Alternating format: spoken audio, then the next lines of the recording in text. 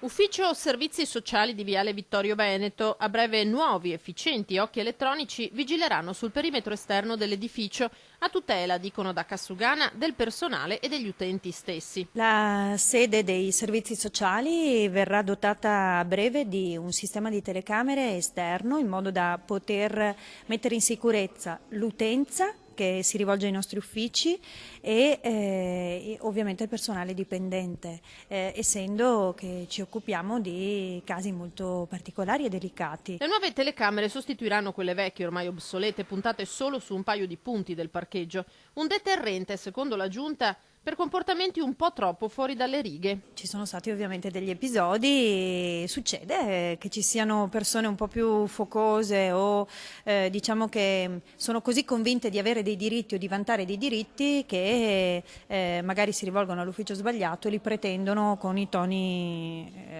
che non ci piacciono. Alle ex scuole Vittorio Veneto ci sono peraltro già dei lavori in corso. Oltre a questo, tra le varie migliorie della sede abbiamo anche un cantiere aperto perché stiamo adeguando la sede proprio all'utenza diversamente abile, agli anziani, avendo l'ufficio asili nido anche alle mamme, quindi stiamo rivedendo un attimo tutta la sede di Viale Vittorio Veneto cercando di mettere delle piccole migliorie che vadano a favore dell'utenza e del personale che ci lavora.